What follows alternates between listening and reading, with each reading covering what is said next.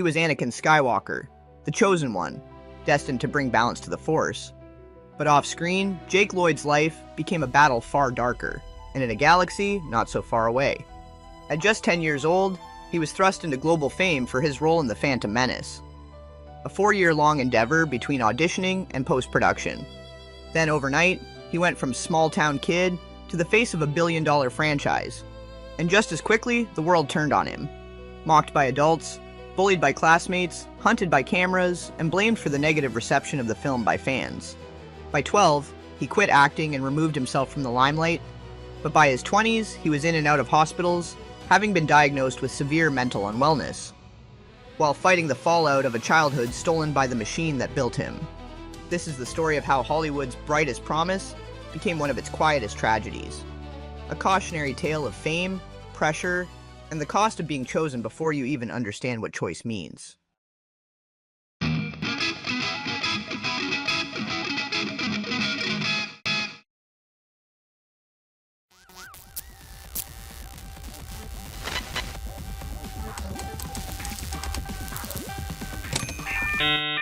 Jake Matthew Lloyd was born on March 5th, 1989, in Fort Collins, Colorado. His mother, Lisa Riley, worked as an entertainment agent, while his stepfather, William Lloyd, was an EMT. From the start, Jake was bright, curious, and full of energy, the kind of kid who lit up every room he walked into.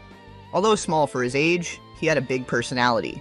His mother noticed his natural charisma early on, and began submitting him for small casting calls, never imagining how far it would take him. He landed multiple commercial gigs right away, including KFC, Jeep Grand Cherokee, Smuckers, and more. Love Kentucky Fried Chicken. Last night we had original recipe chicken. Yeah, 11 herbs and spices. My mom tells me it's marinated.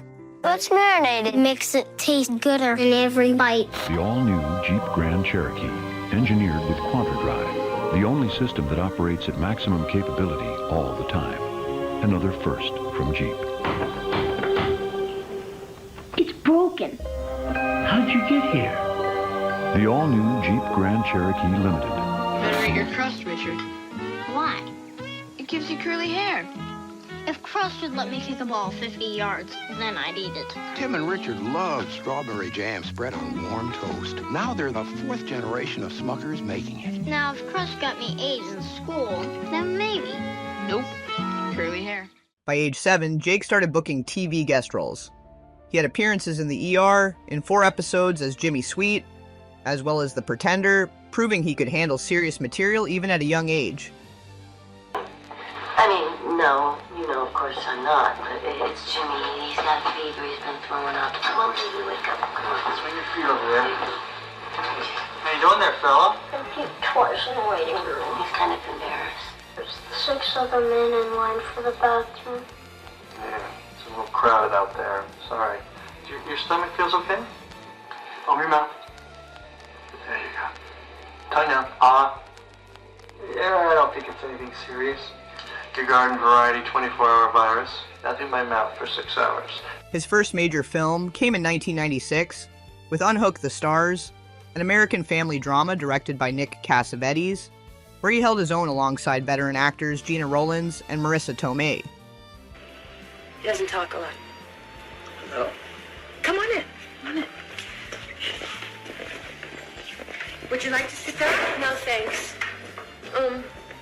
Anyway, so I work over at the creamery in Ferndale, and I gotta be there in 20 minutes. I work splits. It's the worst shift, but I'm new, so I gotta go along. Am I right? Jake, honey, no. JJ's father's been unexpectedly called out of town. I'm sorry, whatever. He's just out of town. He's gone, and I'm stuck. I asked the lady, Mrs. Ferguson, the fat one at 1027, but she puts me off and says she knows you, and she suggested you. I need someone to look after JJ while I'm at work today. That same year, he landed a breakthrough role as Jamie Langston in the Arnold Schwarzenegger Christmas comedy Jingle All the Way.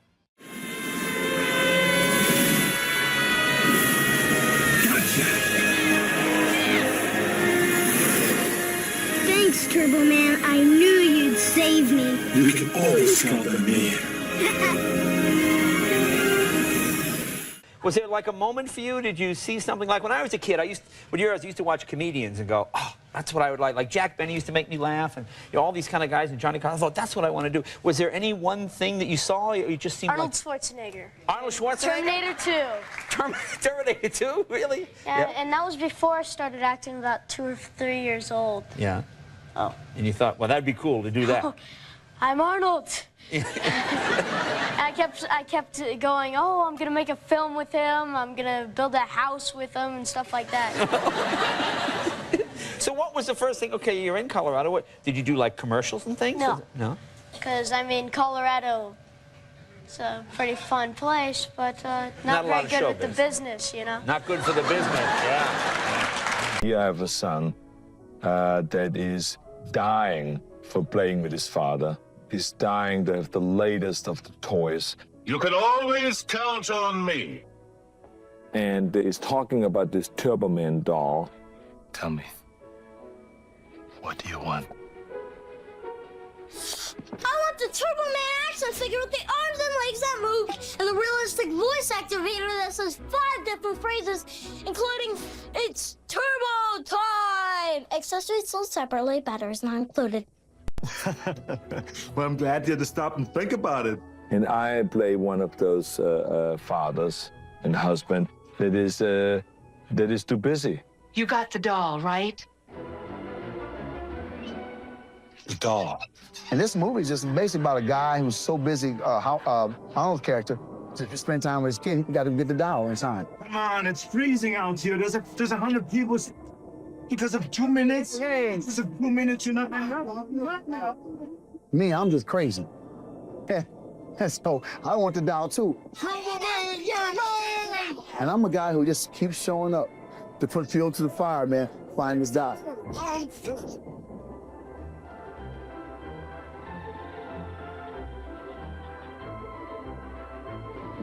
Jesus. Hey! This is war.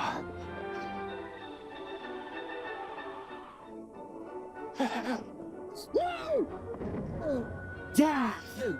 Cool. Oh, but baby. No matter where I turn, there is someone that is doing something against me. Oh, Howard, excuse me, but your wife's cookies are out of this world. Who told you you can eat my cookies? I'm just helping Liz out a little in the kitchen. She's making up the storm here. Ted, you need to speak to my wife. So could you get her on the phone, please? I think she's in the shower, Howard. Do you want me to go check? No! He realizes that he hasn't fulfilled his promise to his wife and son to go and buy the Turbo Man action figure. I got a Turbo Man for Johnny months ago. It's nestled safely under our tree. And when he finds out that it's the most popular toy of the season, he goes on a wild goose chase trying to track one down. Hey, you two are looking for a Turbo Man! It's sort of like planes, trains, and automobiles meet searching for the Cabbage Patch doll. Where's your Christmas spirit? That's better. It is Christmas Eve, and you... Yeah, sure. Ever since I was a year old, it was like my dream, me and Arnold. One of the most fun aspects of pre-production was designing the Turbo Man doll, designing his superhero costume, designing the entire toy line, creating a product that was supposed to have caused a national frenzy. According to the laws of supply and demand, the new list price on each figure just doubled. So we spent a lot of time in toy stores. And action! Obviously, Arnold is a superhero. So the melding of Arnold and Turbo Man was a natural fit. I was intrigued by the idea that a man can actually become his son's superhero. You know, I thought that was like a dream come true for any boy who's 8 or 9 years old. This put him in high demand, and apparently Disney desperately wanted a piece of the action well before the Phantom Menace had been released. I've been offered some role. I told you guys, I told the Mayday guys about this. the other day when we were first showing up. Disney kept wanting me for a role. In whatever script, they'd call me up every year, and they'd be like, we have a new script, have Jake read it, see if he likes it.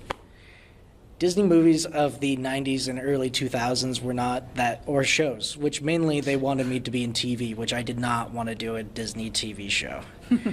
And it wasn't because they're bad, it was just because I don't like the idea of being tied to a contract and being on set every day for 6 years. You know, like, that sounds like hell to me. As much as I love being on set, not so great if you're there every day for 6 years. And I didn't want to get burnt out and, like, lose passion for something I loved. And I figured that would be the quickest way to do it. Highlighting that he was wise beyond his years, as many of these young child stars tend to be. The process of auditioning and landing the part of young Anakin for Star Wars was grueling enough on its own, on top of the smaller roles he was fulfilling in the meantime. Have you started shooting the next movie yet? What? Have you started to shoot the next movie? No, I'm probably not going to be in the next film. Unless, Oh. except as long as it takes for them to cast these films, I might have a chance. Probably. Now, were you nervous having to go for an audition to be Darth Vader? Well, everyone was. The other two boys I went out with were too. Because there was 3,000 kids. 3,000? Yeah, and then it was down to me and two other kids. And we went up to George Lucas's ranch in San Francisco, and we did the scene where we call Natalie an angel. Right. And the goodbye scene. Never met each other, so this is the first time you've ever said anything to each other. Alright. Let me know when it's good for you, David. Alright, roll picture and sound. Steve. Okay. Action. Are you an angel? What? An angel. I've heard the deep space pilots talk about them. They live on the moons by Eco, I think. They're the most beautiful creatures in the universe. Are you an angel? What? An angel. I've heard the deep space pilots talk about them. They live on the moons of Ego, I think. Scene 1, take 1. And action. Are you an angel? What? An angel. They're the most beautiful creatures in the universe. They're so good and kind. They make even the most hardened spice pirates cry. Never heard of angels. Scene 1, take 2. Are you an angel? What? An angel. Never heard of angels before. You must be one. Maybe you just don't know it. Will I ever see you again? Okay. Thanks for any of that. I hope so. Because it seems more natural. I like his body language. I just don't train. And this one just hits the beats. Yeah, I was gonna say some people audition real well. And that was the test. If you could do that one, how George liked it, then you got the phone. Right, then why do you think he chose you then? I don't know, because I was up against some really talented kids. I mean, they were really, really talented. So you were very pleased when you got the part. I hear you cried. Yep. Oh, that's really sweet. Well, 2.5 years trying to get the part is just... 2.5 years? Yes. It's a long time, isn't it? So how did your mum react? Well, my mom was extremely happy. Getting kind of quick at this, and she's been practicing. Wow! Yeah, you're so amazing. We're very proud of you, Jake. And handwriting too, very good. But it's been fun and interesting, like all the conventions are. You definitely take away some good stories. Yeah, it's getting kind of old hat for you now, eh? Yes, and thank you. You were the first person in Toronto to say A, which makes me super happy. Well, I can work it in several more times if you want, eh? That would be sweet. All right. See, the good thing is I'm asking the questions, so I can really finish them all with a A. Yep. Yeah. There we go. All right. So, how much do you remember? Like, you were about 10 when you got the role, right? 8 actually. 8. It must have been a pretty drawn out or extensive casting process. What was that like, eh? I'm going to do this entire interview with laughing every time you ask a question. That's just going to make me... Oh, come on, eh? We got to get some good stuff from you. The process was really interesting because first of all, it's like normally auditions are like a 2-week process. You get called in on Friday, you get called back to go in and meet the director on like the end of the next week, and that's it. Whereas Star Wars, I auditioned every 6 months for 2 years. So wow, I knew it was gonna be long, but I had no idea that it was like. So you started when you were like 4, started auditioning for Anakin. Like 6. Canadians aren't so good at the math, eh? It was my nerd moment. I had to nitpick details. And so you started off, like you started auditioning when you were 8, you're saying, because you didn't start filming until you were like 10. No, we started filming when I was 8. Oh. And started auditioning when I was 6. Wow. And the film didn't come out until I was 10. Oh, okay, that makes sense, And what was like your fondest memory of the whole Star Wars experience? It's kind of hard to narrow it down to just like one. Yeah. I mean, Natalie Portman.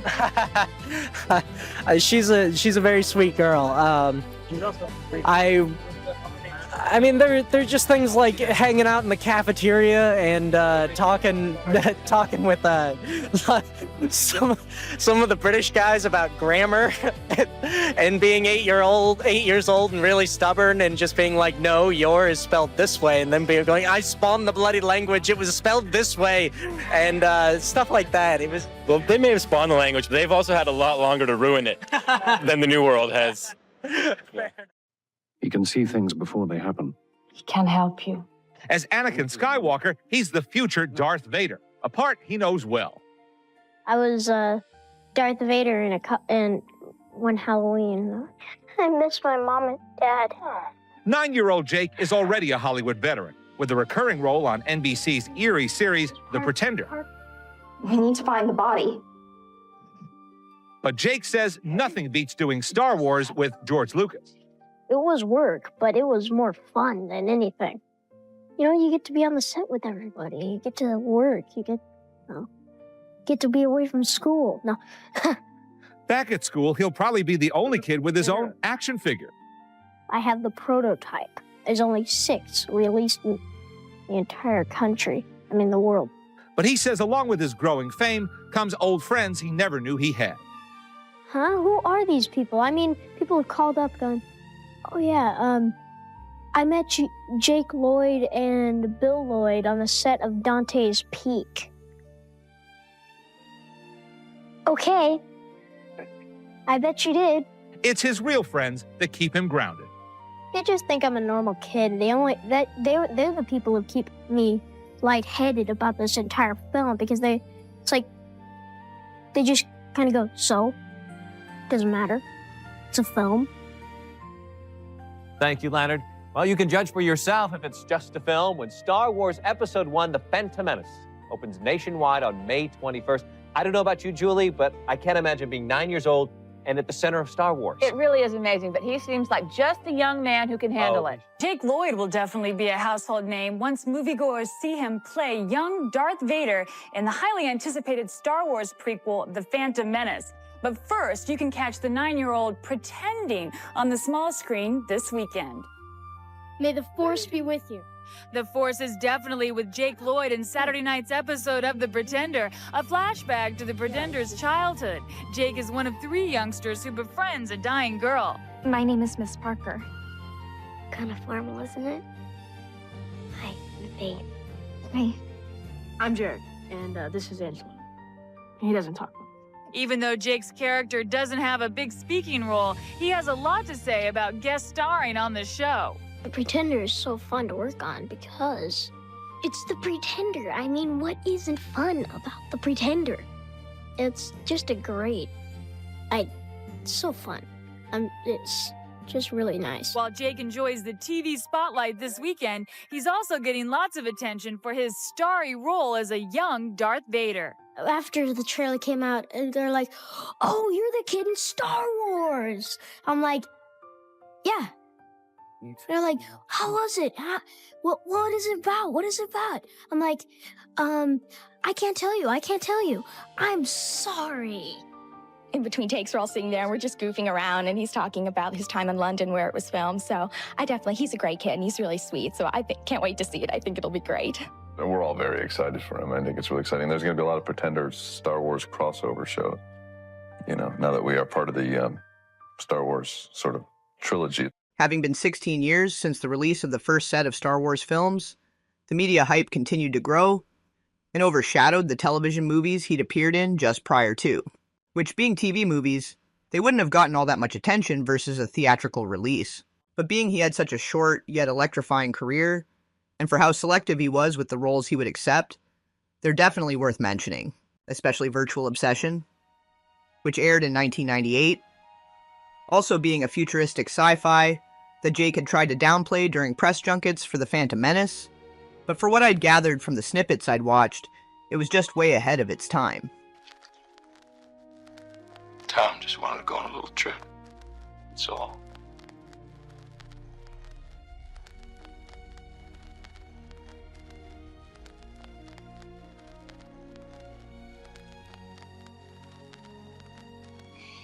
Dad, look.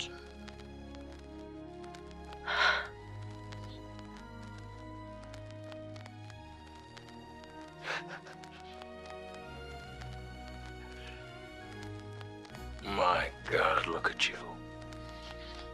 Come on.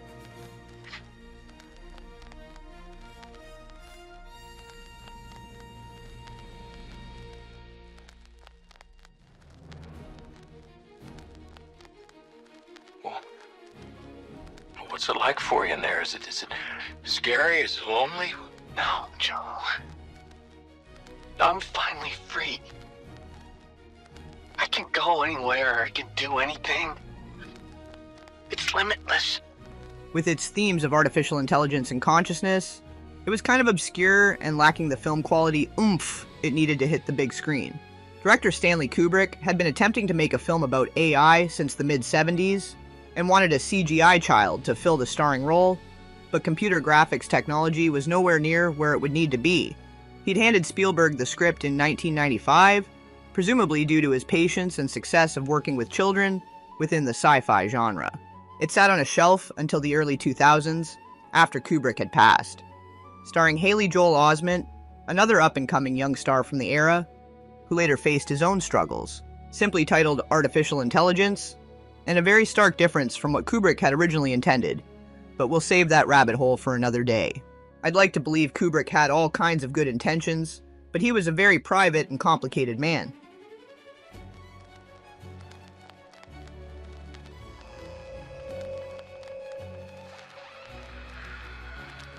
We're spewing the code lockers. Smell that garlic. Blowing a chest break. Yeah, can you locate the surface? Don't touch the merchandise. Not a bad feat for a third grader. Amazing. Amazing. Wide-eyed amazing. 8-year-old Jake Lloyd can hardly contain himself as he describes his first day on the set of the new Star Wars movie. The lucky youngster finished shooting Episode 1 of the Star Wars prequels last fall, which traces the Star Wars story more than 30 years before Luke, Leia, and Han.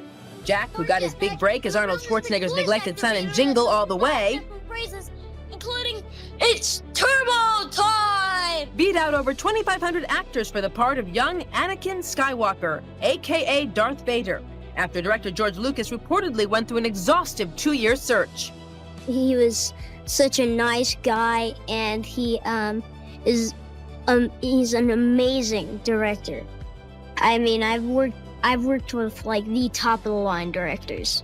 The film, which will be released in May of 1999, was shot last summer partly in Tunisia, the memorable opening location of the original Star Wars. We went to Tunisia. Yeah. Oh, well, the last day we were there, I think it's about 140. You would like walk outside and it would feel like your back would be on fire. Dad! Hot off the Star Wars set, Jake has a new ABC TV movie called Virtual Obsession, a sci-fi thriller starring Mimi Rogers and Peter Gallagher. But his thoughts are still with The Force as he prepares for next summer's Star Wars onslaught. Yeah, when Star Wars comes out, I'm gonna be really, well, actually, I'm not gonna be in school. Especially, I'm not going to be in school, thank goodness, because everybody's going to mock me. As the premiere for The Phantom Menace approached, Jake was already beginning to grow tired of the repetitive lines of questioning and exhausting hours of travel. All right. Hey, Jake, you used to do TV commercials. Yeah, and a lot of them. One thing about doing TV commercials is they ask you to do things over and over and over again. What was much like a press junket. What was the worst? Sit down in this chair again. Sit down in this chair again, you know? But he remained composed and in good spirits. It's gonna wipe Titanic off the boards. As he too was excited for the film to finally be released, a culmination of nearly half of his entire life. How old are you now? 10. And how old were you when you filmed the picture? 8. All right, 2 years ago. Yeah. 4 years for the entire process. Was it really? Yeah, 4 years. Wow. That's a whole career, isn't it? Yeah. Well, small career. Small boy, small career. Yeah. And in a pivotal role of young Anakin Skywalker, who grows up to be Darth Vader, meet Jake Lloyd. You're coming with us, aren't you, Mom? Were you very excited when you got this role? Oh, I was crying. Like, first I was like, yeah! Oh my gosh! So I started crying.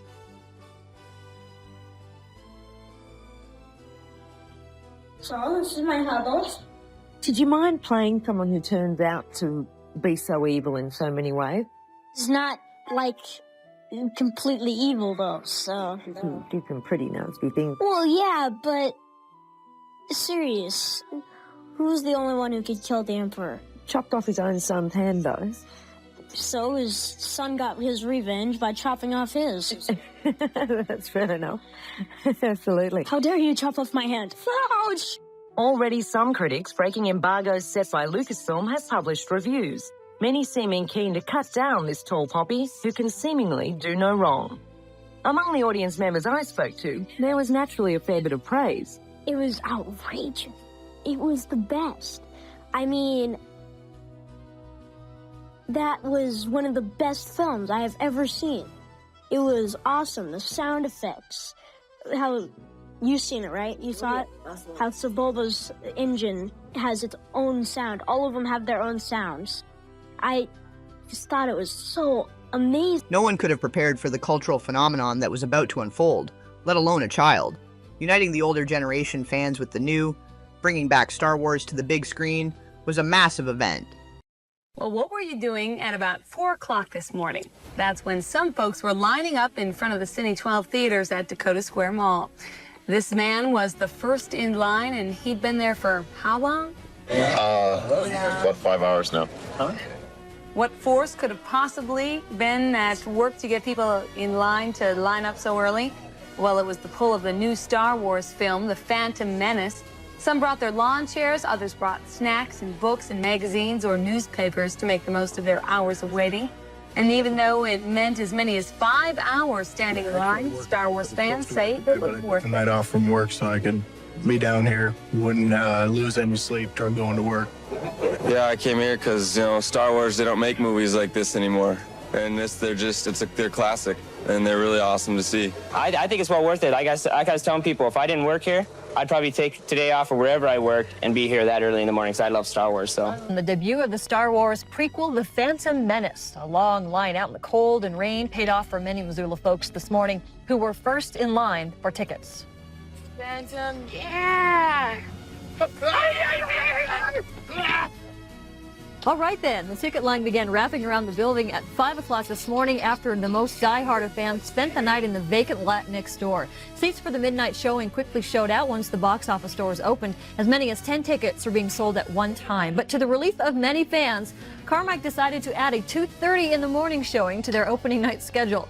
For some of these fans, having a ticket in their pocket was the crowning moments after so long waiting for this movie. We've been Star Wars fans ever since they first saw it. It's great. It's a special edition. We've been planning this. Yep, they've been planning it for over a year, and they would have been devastating. Today's Corey's birthday, and so that's what they wanted to do, is come and sit and wait. So we brought the fifth wheel down, and camped out in the rain with everybody, and they made it. They got their ticket. It was awesome. Yay! Ray reporting live from Mecca, the holy grail, if you will, for Star Wars fans, the front of the line for the prequel, The Phantom Menace, which premieres just hours from now. Let's take a look down this line. It extends around the block, and many of the people have been here for some 6 weeks or so.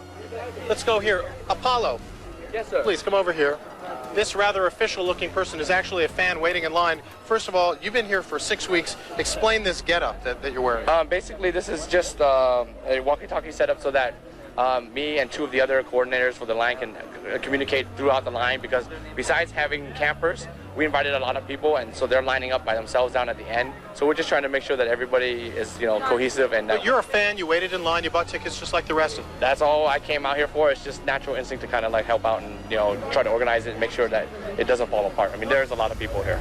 And to give you a sense of what these tickets are going for on eBay, an online service, 2 tickets sold for the New York premiere for $400. That's tonight. 2 tickets sold for the Hollywood premiere for $200. Apollo here was offered $1,500 for his single ticket and his place in line, but he figures that with 550 hours in line, that's only about $3 an hour. It's just not worth it.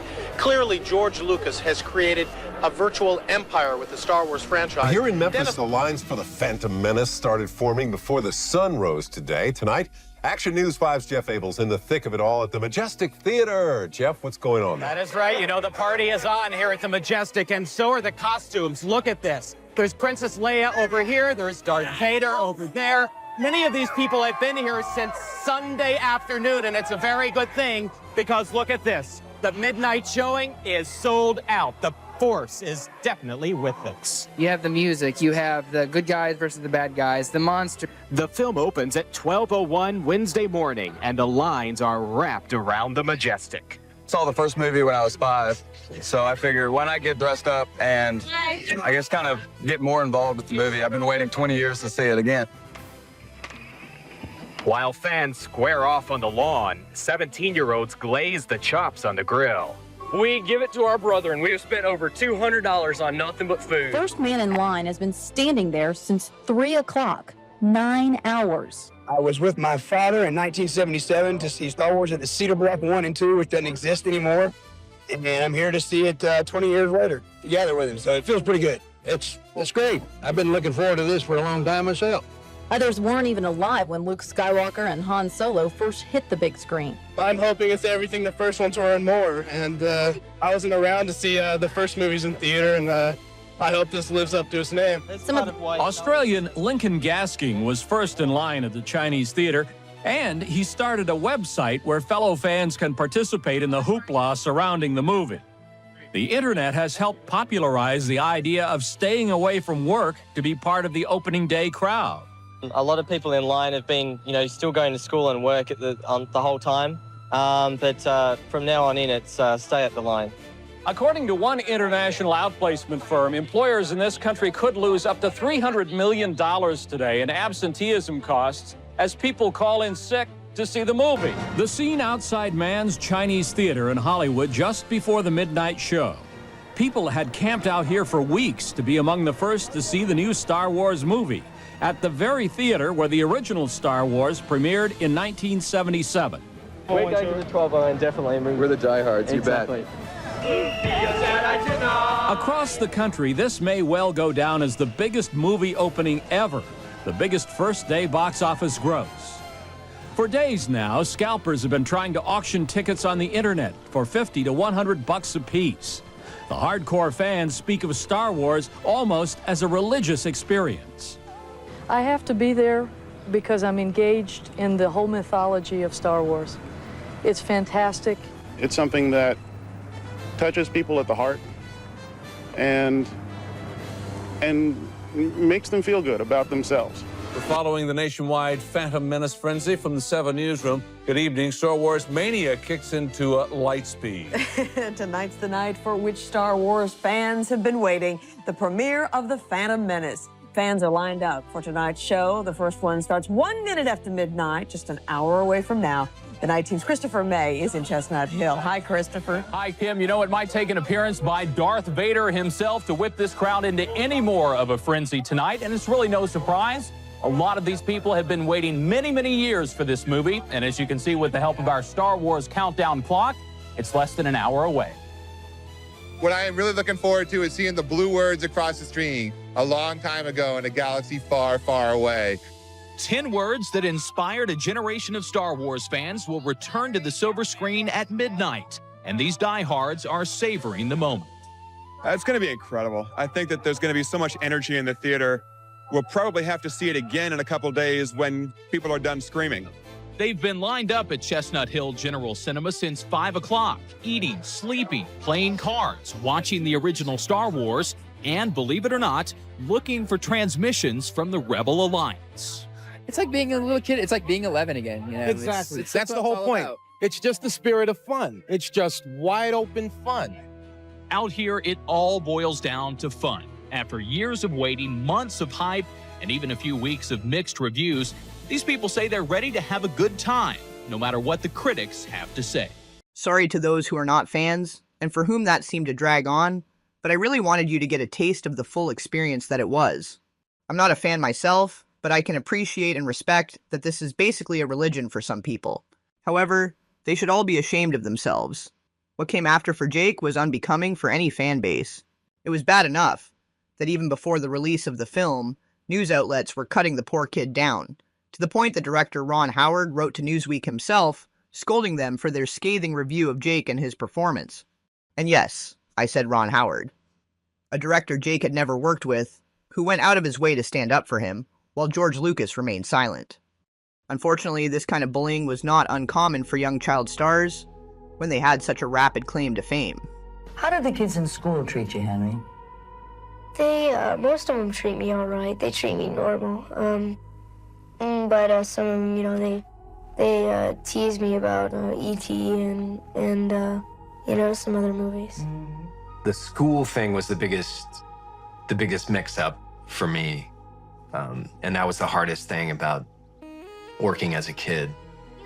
I mean, they called me Hollywood or E.T., you know, but I had been designated as being that guy, so I was always going to be that guy. I just didn't realize it at 13. I thought I could not be that guy anymore and just have friends and go to school and do normal things. I had to finish my 6th grade year on set. And 7th grade was the first year that I went into homeschooling. And so that was sort of the beginning of, instead of 35 kids in my class, I have 3. And they're all different ages than me. Like, it's just not a normal experience. It may as well have been a gathering of the Juggalos for how vicious the film critics and fans were, feeling unable to put the blame on the other seasoned veteran actors for George Lucas ultimately missing his mark. And no one dared go after Lucas himself, so all the disappointment and negativity was aimed towards the kid. And don't even get me started about the lines of inappropriate questioning, about his interest in girls, and his relationship status. Okay, now I understand you've become an international heartthrob now. And is it true you get lots of... that. Oh, don't be modest. I'm 10. Yeah, there's other 10-year-old girls out there that probably like you. They send you lots of letters though, don't they? Marriage proposal by mail. You get marriage proposals, well, there you go. Yes. Is it true that they stick pictures of themselves onto pictures of you? Yeah, they like cut it in half and then push them together. So you look good together? Most of the time, no, but you know. They think you do. I know a lot of kids that grew up in the industry, and what surprised me when I got older was finding out that pretty much all of the young men were in some way, actually. I was at the Golden Globes. I watched a pedophile win. I knew, not a lot of people know, but I know that he's molested boys in the industry.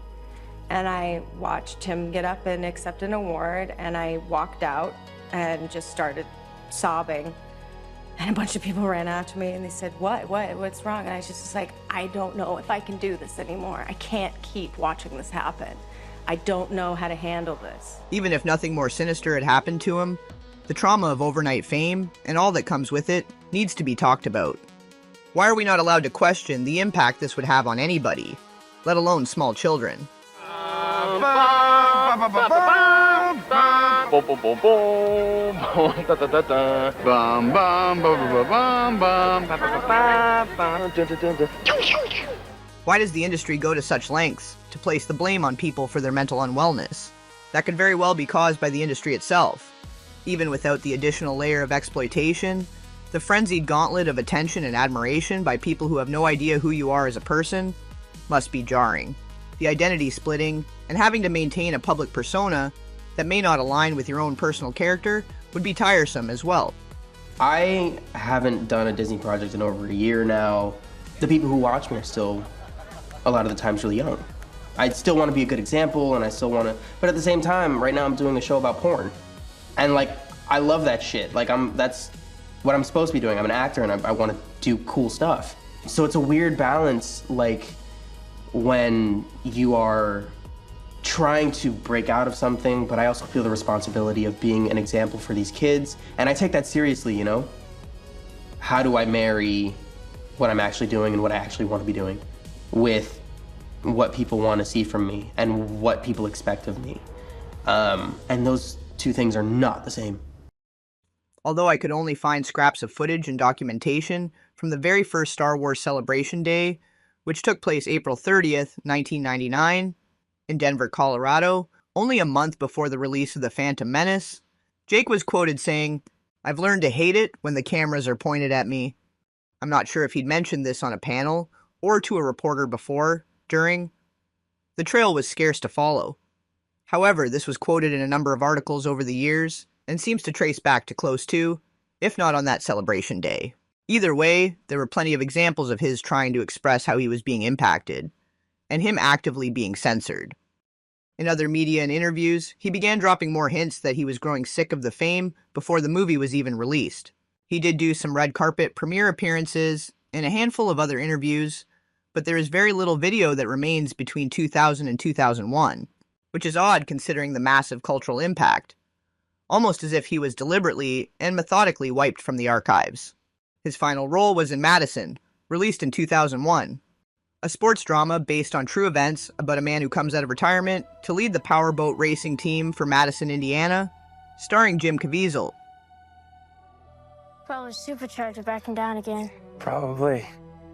But for a town on the edge of ruin, Water transport's just too expensive. It's obsolete. This whole town's obsolete. Get those hillbillies off the water! I quit. there is only one chance for a comeback. What are you doing? Do you think Davy wants you to go out there and kill yourself? That boat's all this town's got, and I'm not turning my back on them now. And only one man I say we stand behind Jimmy and the boys. who can lead it. And what was the debut role for Brie Larson? That's not smoke, that's steam. Wow. Have you ever been on it? Sure, loads of times. They're giving rides all day. I can get you on if you want. Cool. Let's go. Wait, my dad said we could watch TV in his new motorhome. Guys? Jake likely hadn't really thought about girls much up until he was being asked in interviews, but it did seem like he took a shine to her. Speaking about a gift she'd given him in an interview for Star Wars. I hear that you're a practical joker, so I'm kind of looking around here to see if anything, might go off, or I don't know, what kind of practical jokes do you play? Well, with my new chemistry set, thanks to Brie Larson, I do like to make stink bombs. Oh, really? Whether getting a shout out on primetime TV by Anakin Skywalker himself helped give her career a nudge or not, it surely didn't hurt. She's gone on to have a pretty substantial and lucrative career. It was quite clear Jake was outspoken and brutally honest. There was little to no filter between his thoughts and what came out of his mouth, and in many interviews you can see him look to the side for approval after saying certain things, presumably having been reprimanded for his lack of PR etiquette, which we know is a very real aspect to the business. There are teams of people employed to manage and maintain positive public relations for both the talent and related studios. Lawyers, managers, agents, publicists, the works. So whether his mother and their teams had decided he should take a break from showbiz, or he'd decided for himself, or a bit of both, it's not very clear. He was also being mercilessly and relentlessly bullied, with kids making lightsaber noises when they saw him, which didn't make sense to him because he never used one in the film. He was mocked, teased, people made rude comments about his Anakin haircut. Well, this movie, I'm thinking about your haircut in the movie. How much? Oh, come on, I'm not a bull, okay? This bowl cut, and it's kind of drives me insane. Which obviously was not even his choice. This drove him further into isolation and completely alienated him from his friends and peers. Reportedly, according to his mother, he'd started exhibiting symptoms of schizophrenia in his mid to late teens, that this was a paternal genetic anomaly, and that basically everything he'd said from that point was a delusion or a hallucination. His earliest claims were that he was being stalked, harassed, and monitored by Star Wars people. Between the fans, paparazzi, reporters in general, and PR teams, he was 100% absolutely being watched. Keeping such close tabs, they knew this was his first time being out in public in a year. Not saying anything negative about TMZ or any media in particular, it's part of our celebrity gossip and news pop culture, and it's okay to say it's a lot to handle as a kid. Breaking news from Los Angeles, where 80s teen heartthrob Corey Haim has died from an apparent overdose. Troubled pop singer Britney Spears has been carried out of her home on a stretcher and taken to hospital.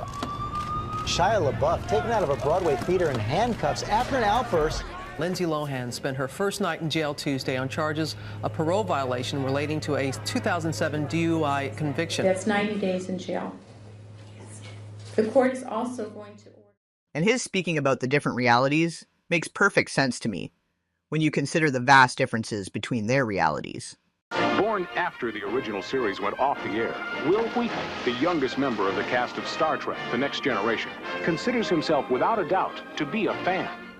The people from Star Trek reach out to my agent, and she sent me on the audition, and I booked the job. Sir, I know this may finish me as an acting ensign, but... Shut up, Wesley! Everything that I have said would have been listened to if it came from an adult officer. Generally, young men were furious that there was another young man on their science fiction television show. 100 million words have been written about that. I don't need to go over it again. It was like being told this thing that you spend all day, every day working on instead of being a kid, it doesn't matter and we hate you for it. And then I turned 18. I was an adult, I could make my own decisions. And I had this revelation, oh, I don't have to do this if I don't want to. I don't have to do this thing that means more to my mom than it does to me. I can go live my life. I can be my own person. And I just kind of walked away. What do you think of that, huh? I think your mom is gonna kill you. My mom? She hasn't been in here since I was 6. I understand why young people who aren't ready for it, and I really don't know of a young kid who is ready for it, get resentful and get self-destructive and like start engaging in dangerous behavior because they feel so out of control. She was most definitely not experiencing anywhere near the same reality, and was very dismissive of his trying to express how he felt. She was enjoying all the features and benefits of his fame without any downside.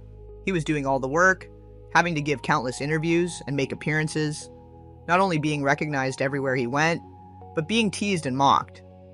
He also couldn't escape himself even if he tried. Almost every commercial was hijacked. There were hundreds of promotional and marketing campaigns happening simultaneously. He'd even had action figures made out of him, and of course he had perverted jokes made about him being able to play with himself. Are you sure you're not like 40? You seem like you're maybe 40. You seem pretty grown up for 10. And you know what to me is the coolest thing? Because I'm 49, and to me, there's nothing cooler than playing with yourself as a toy. This is you as a toy. Like when your friends pull a toy out, they're playing with you. Yeah, no, oh, that's, they usually like throw them in stacks and start burning them, but you know, I had mine. Kids of the 90s are good with any kind of game. Here we go. Full speed ahead, buddy. Oh. Jeez Louise. Jake Lloyd will get no argument from our Tony Potts. The 10-year-old star of the Phantom Menace challenged Tony to a head-to-head contest in the new Nintendo Star Wars Episode 1 Racer game. Everybody needs to leave home sometime. That's how you learn about the Force. Mom says if Anakin could do it, I could do it. For all Jedi Knights in training. Bye, Mommy! It's Star Wars at Big Kmart. Like no place on Earth. What happens when the force of Star Wars Episode 1 meets the irresistible taste of Lay's potato chips?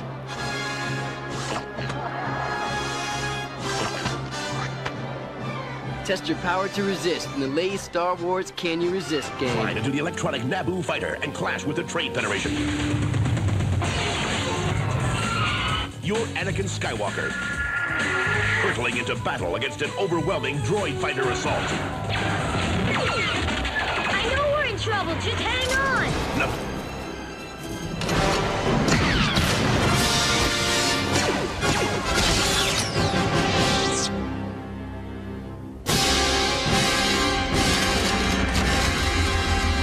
You're a real colonel, right? You know, there's only a handful, really, in the last 20 years that have had a successful, spin-off ancillary campaign. So I don't think it's something that anybody thinks about. You know, in the Star Wars, you know, we definitely didn't think about it. We didn't start having toys until about a year after the first film. And even then, it was kind of very tentative. And it's something that sort of built up over the years. You know, it's something that just happened. And I think, you know, you'd have to be kind of crazy to go in trying to make a movie that you thought was going to have a lot of toy sales. Because I just don't think you can make that work. A lot of people have tried.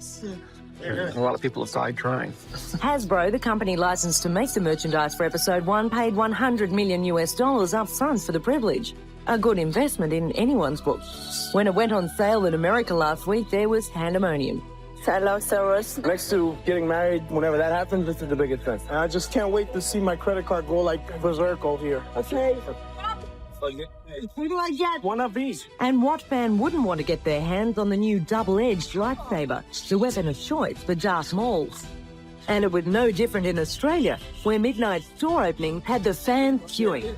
3, 2, 1.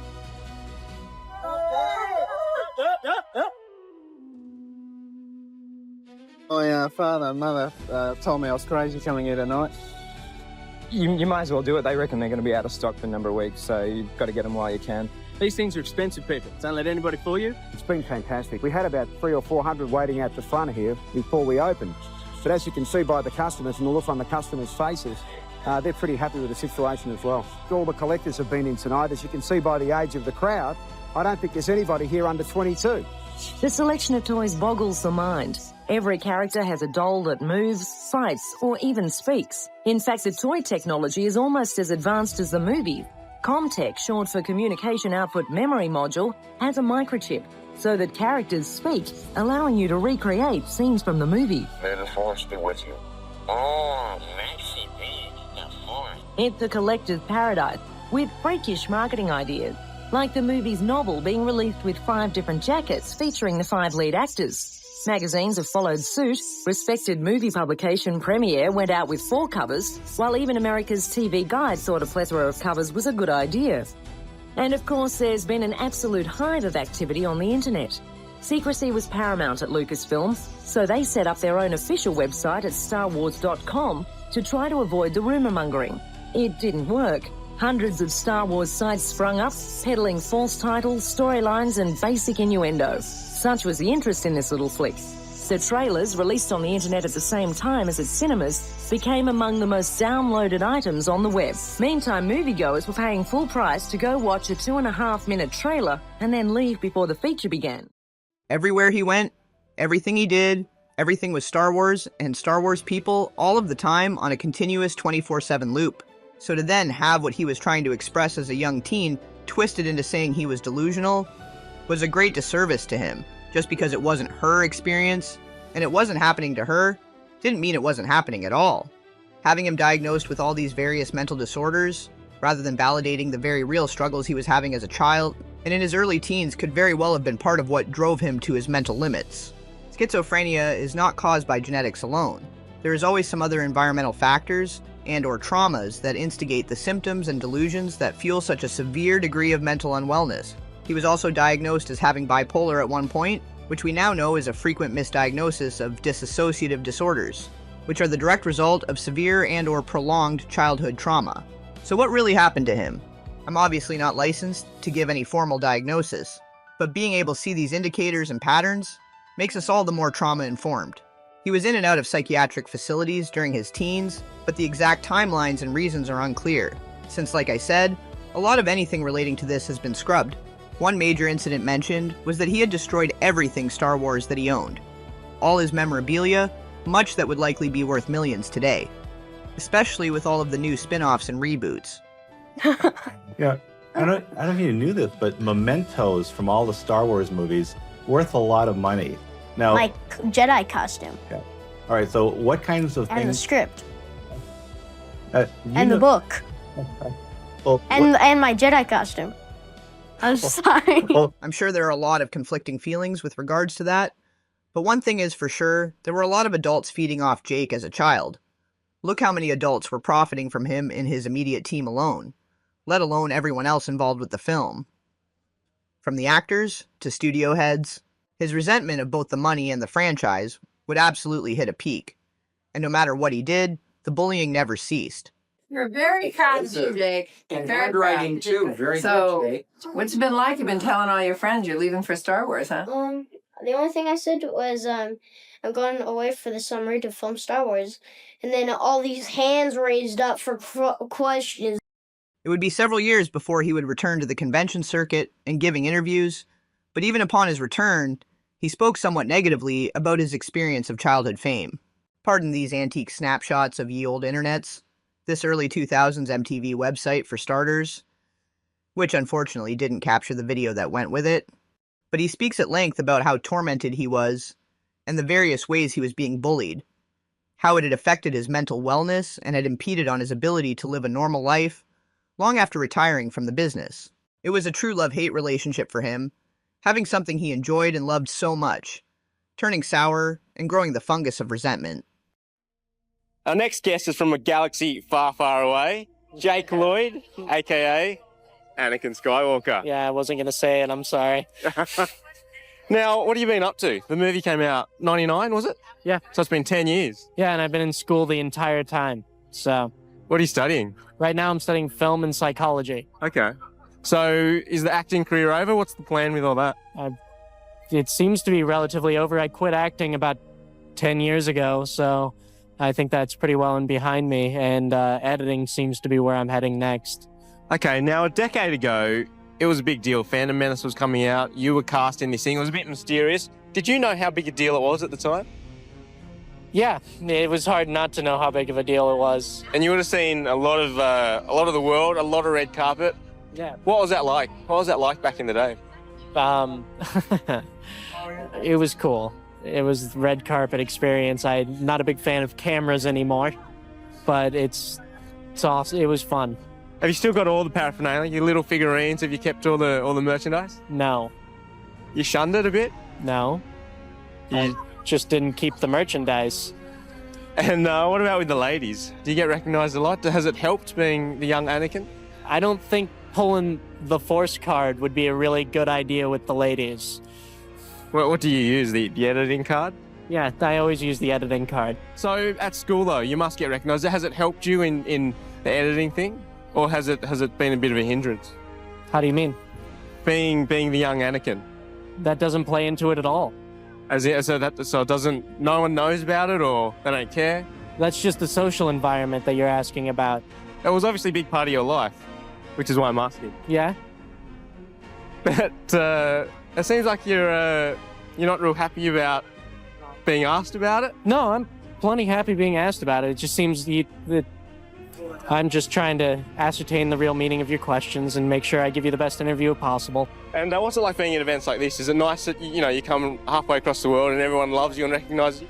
Yeah, it's nice. You come for the fans. That's what you're here for, is to meet people who take you into their home and enjoy what you did, or even if they didn't, they still want to come up and ask questions and sort things out for themselves, and that's what you're here for. It's awesome. Are you in touch with any of the old casts? Not so much anymore. I've literally I disappeared on purpose, and I do these maybe once or twice a year, and I've only been doing that for the last couple of years. All right, Jake Lloyd, we'll let you go there. Before we let you go, child stars have had a bit of a they get a bit of a reputation that they turn to, you know, like a drug, so may the force be with you. Oh, well, thank you. Even when he'd fully removed himself and tried to go to college for film production and psychology, his constantly being noticed and teased continued to wear him down.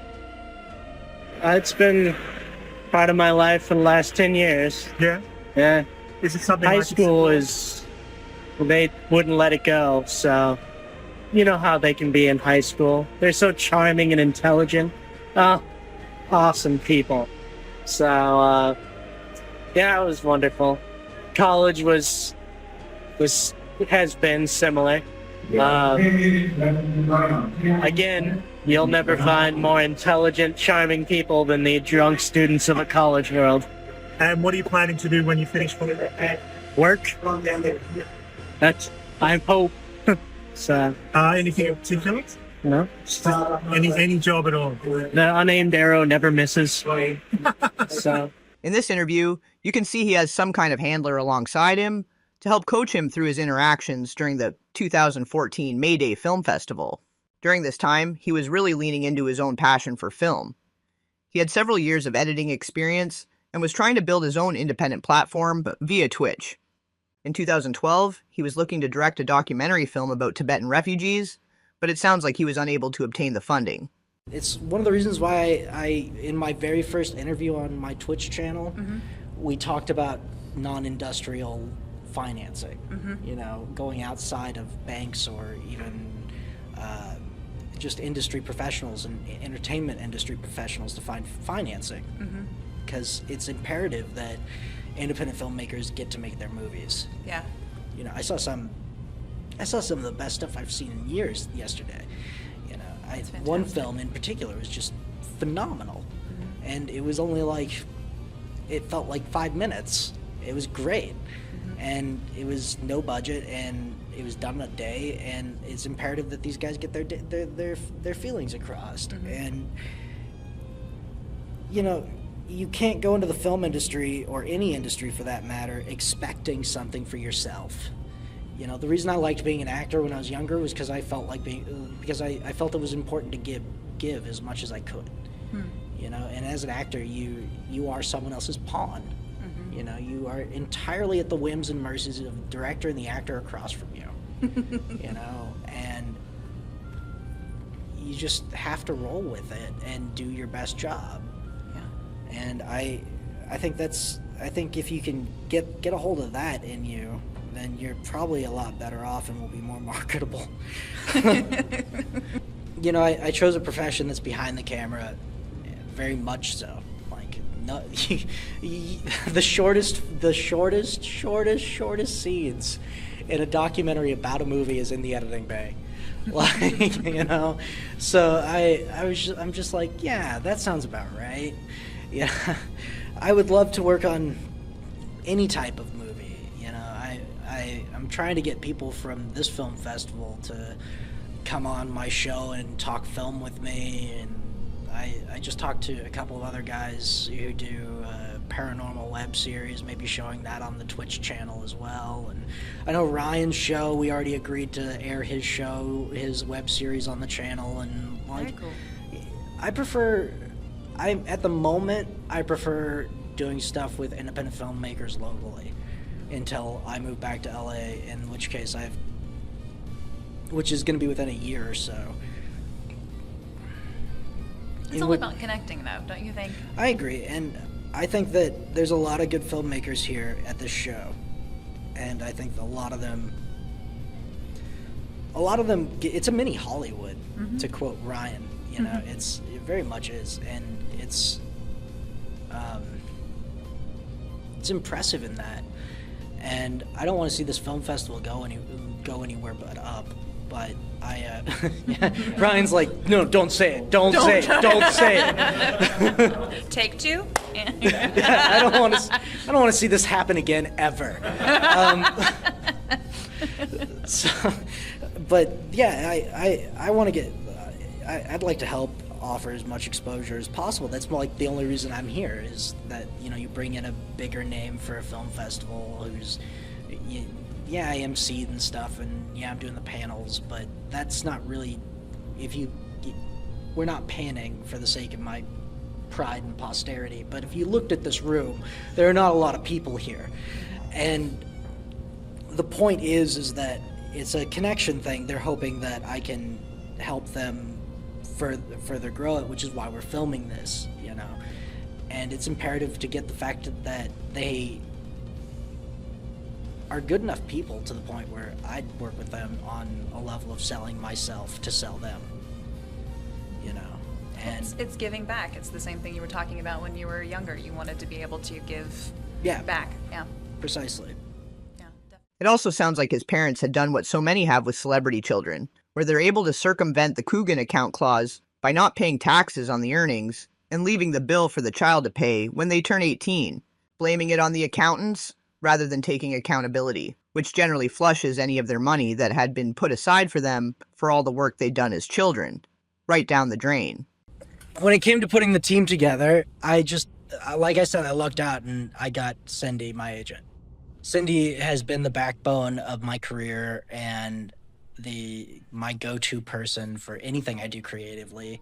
Her son as well, actually. He's an incredibly creative and talented director, Chris Osbrink. He's fantastic. He worked on Get Smart and stuff, and he's great. And I'm actually sounding like him now, which is embarrassing. And that's just because I looked up to him so much. We're not recording this. Oh, snap. And, you know, it's your agent's job to put together other people like management and even find you the right accountant sometimes. You know, they come across more of these things than you do as an actor, because as an actor you get pitches for projects. You don't, however, get pitches for someone who can do your taxes without you going to jail when you turn 18, like almost happened to me. All of those happy, grinning people on his team, and not one single one of them could make sure his finances were properly managed. Consider the kind of earnings he'd have made between the film, merchandise, and brand deals.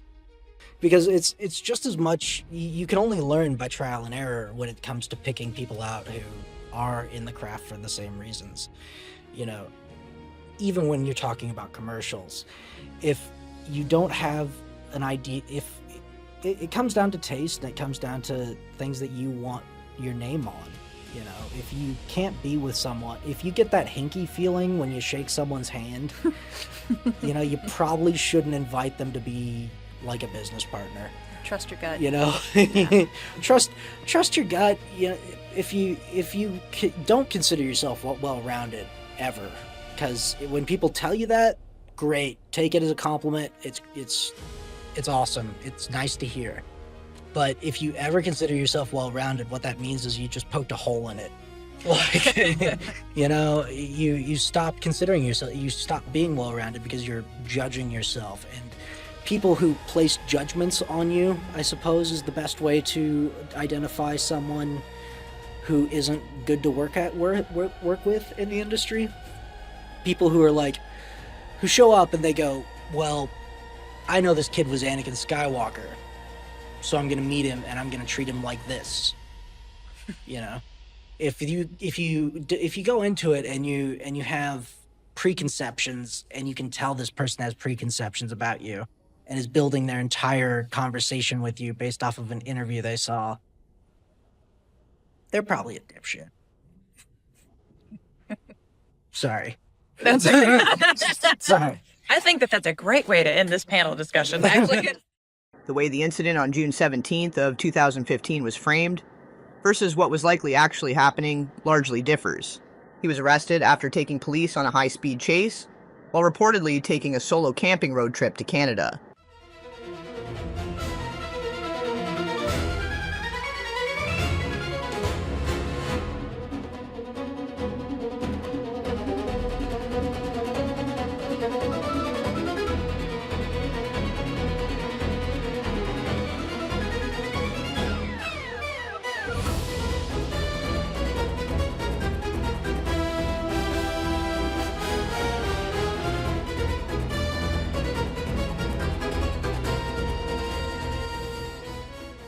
Jake, who was now 26 years old at the time, gave police his biofather's last name, Jake Broadbent, saying to police that people were after him. A good way to get away from paparazzi and fans is to go deep into the Canadian wilderness. It's also a great place to get away from the parasitic grips of everyone around you when you've become a commodity, to also get back in touch with oneself and come to terms with how many people profited from you while not looking out for your own best financial interest, especially when it's your own family and people you considered family. This was most likely meant to be a great escape, but he didn't have a driver's license. He very well could have felt like he was being followed by some media outlet or some fanatic, which would explain his driving erratically. And the resisting arrest, well, in a way they were obstructing his great escape. When police said whatever he said didn't make sense, well, it didn't to them, but it very obviously did to Jake. Very few people could actually understand the immense pressure and mental strain he was under. He had no proper schooling, wasn't taught real-life skills to go out on his own, let alone to deal with the continued bullying and harassment. He'd dropped out of college and was otherwise dependent on his mother financially. After I turned 18, and there were no signs of anything slowing down, and I had done the film 13 when I was 14, right on the verge of becoming a woman, and all eyes were on me, and at that point there was a tremendous amount of pressure of what I needed to be in order to be successful. And a lot of it went against who I really was and who I felt I really was. Can I stay there? Just When I hit my early 20s, I just realized, oh, I have no life skills. I know how to be a really successful actor and do really great work, and that's about it. And it all kind of came crashing down on me at once, and I short-circuited. And I also was left with the question of, is this even really who I am and what I want to do? And what happens if I walk away? On March 25th, 2015, the Indianapolis police were called after a physical altercation between Jake and his mother, with him yelling at her that she'd ruined his life. Jake was already gone by the time police arrived, and his mother Lisa planted the seed of insanity, saying he was diagnosed as schizophrenic at 19 and was refusing to take his meds. This on its own could have spurred an attempt at a great escape. He was not able to post bond, and his mother said she was unable to have him transferred to a psychiatric facility because there were no beds available. Or perhaps her conditions to bail him out would be that he'd need to enter psychiatric care, and he was choosing not to. I find it hard to believe there was any psychiatric facility in the country that wouldn't bend over backwards to make accommodations for him, as if there were no Star Wars fans on this side of the galaxy that would happily give him whatever psychiatric care he needed, free of charge, if given the opportunity. He very well could have felt like he was being followed by some media outlet or some fanatic, which would explain his driving erratically. Oddly enough, there was no troubling or bizarre behavior or any incidents whatsoever throughout the duration of his stay, which I'm sure if there had been, whether the facility itself would report it or not, word gets around fast, and people talk about the high-profile people they were incarcerated with, especially if something happened. Even though he was literally caged, it was likely the most freedom and autonomy he'd ever had, which leads me to believe that it was external factors that would trigger episodes, or perhaps the reality that his mother continues to assert is more so imagined than what a young Jake had described. It would be real difficult to hide schizophrenic tendencies and outbursts in such a confined and closely monitored space. After 10 months, on April 11th of 2016, either a bed finally became available, or he finally gave in. I don't suppose we'll ever know for certain, unless he's able to speak out on these matters for himself, exactly as he would want to say it, since I suspect he's in a similar situation to what we've seen with Brittany, Bam Margera, and Amanda Bynes. The Florida Shuffle is what Bam had called it, and has since been very outspoken about how he was being mishandled in these rehab facilities. He was being over-medicated and losing his sense of self bit by bit. When I was doing the Florida Shuffle of 13 different treatment centers, they would ship me to another place just because my 88, I had to do 90 days when you're 5150. That's just the rules. Yep. So I'm 88th day. I'm like, I'm getting out in 2 days. And the interventionist, Steve Timmer, would come in and be like, you've been rocking those same pants for like 3 days now. I'm like, yeah, I'm not trying to get any pussy in here. I don't care. That's bad hygiene. You're doing another 90 days in Ocala. So now I have to go do that. Then I flick a cigarette out in a bush in the 88th day, and then he films it smoking like any cigarette would. He said I could have lit the whole national forest on fire. So then I do another 90 days. But each time I check in, a doctor who's the best of the best would say, who put you on this cocktail down at Deerfield Beach? This is insane. This is almost like a death cocktail. And I'm like, they said that they were the best of the best. No, I'm putting you on this, and this. Then I would take that. Then they would ship me to Tampa at board prep, and they'd be like, what cocktail did they put you on over there? I'm like, well, they said that the cocktail on prior to that in Deerfield Beach was a death cocktail. He's like, this is a death cocktail. Then I get shipped to fucking Tequesta at Futures, and they're like, what cocktail did they put you on? I'm like, are you all just fucking idiots? You know what? Maybe I don't need any medicine. Maybe I'm not bipolar. Maybe I'm not schizophrenic. When I went to the mental institution, they declared me as schizophrenic, and now I know why.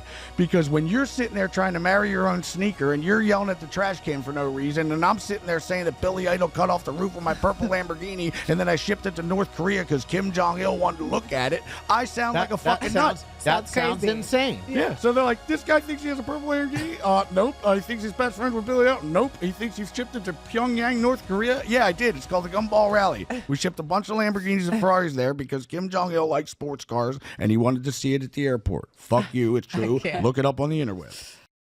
His mother was quoted saying he wouldn't take his medication because he didn't believe anything was wrong with him. In my opinion, there wasn't really anything wrong with him from what he claims early on. But to outsiders, it would absolutely pass as signs of schizophrenia.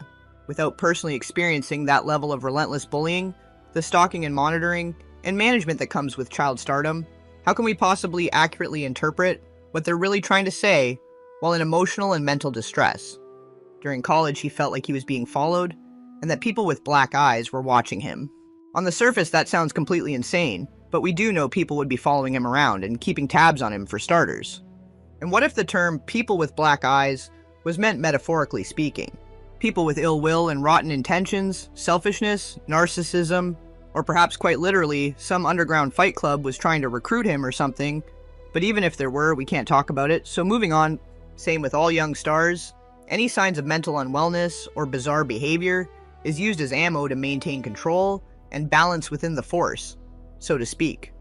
Based on what can be gathered by the scraps of information only given to us by his mother, he spent the majority of 2016 to 2018 in psychiatric care, during which time his younger sister Madison unexpectedly passed on July 16, 2018, reportedly of natural causes in her sleep at age 26.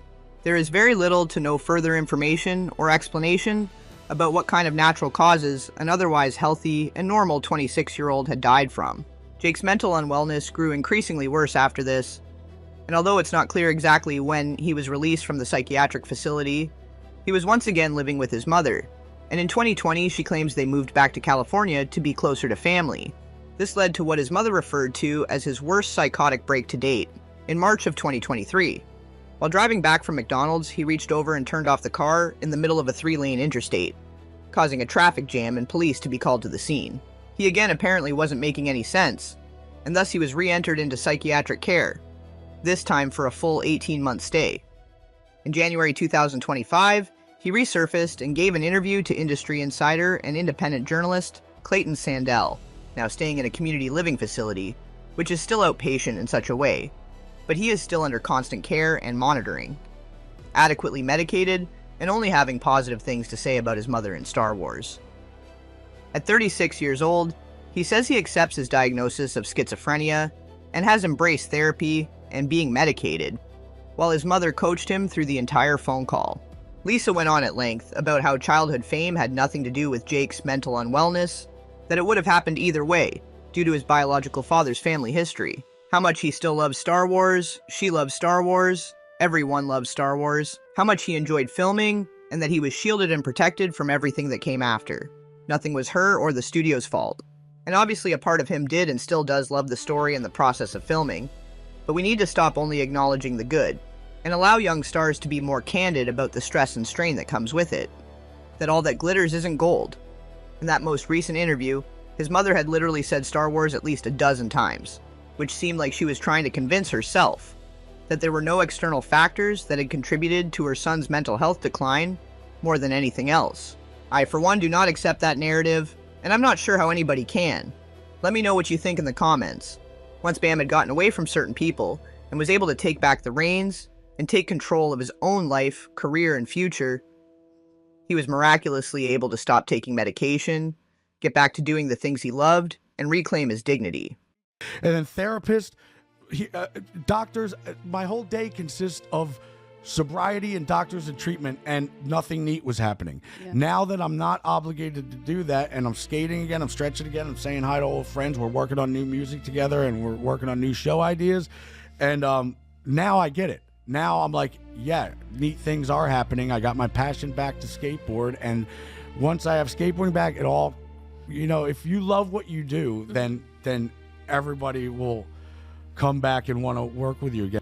I do realize these are different circumstances, but I do believe that in the same way that Bam was never crazy, and he was just in a crazy situation, and with people not realizing how toxic and crazy the entire situation was, until after he'd escaped and was able to speak openly and freely, without any interference or intervention from his very invasive and controlling mother. I could be completely wrong, and perhaps leaning into the treatment has been positive for Jake, and it's not anywhere near the same situation. But I would hope that he too could someday reclaim his life and future, not be suffering from his mental unwellness, but to have recovered and be able to get back to doing what he loves, or even to work together on a project. I know that sounds crazy, but hear me out. Bam still has that Ryan Dunn footage and documentary he'd been working on for quite some time, and now had on hold. Jake wants to be a documentary filmmaker. It's been a long time, and Bam is back to himself and in much better spirits. Maybe the timing is just right, and maybe not taking it all on himself, being slightly more removed from the entire process, but while being closely involved with the planning and consulting each step of the way, would be better for him to focus on working through the emotions of it while processing the material. A little setup, baby. Yeah! Maybe if you told me what we were doing before you did it, I would have known what was going on, and I had to guess where I was supposed to be. Who said that it couldn't be done? Nobody. Now I'm awake again. Mom is... You want to drive? Grab the wheel. I don't know, maybe that's too much of a wild and crazy idea that will never happen, but sometimes people just need someone else who's gone through a similar situation to lend an ear and some support and to help break a bad cycle, help them get back to doing the things they love, and alchemizing that pain into progress and channeling it into something positive. I truly do believe Jake can turn over a new leaf and find himself. He deserves to be known not just as Anakin Skywalker, but who he is as a person. I have faith the best has yet to come for him. Even Amanda Bynes was able to get back out there, do some little art shows, and pursue more of what she's interested in as a career after seeming to be completely lost at sea. Let's toss him a life raft too. Help us, Bam Margera. You're our only hope. Links for everything are in the description.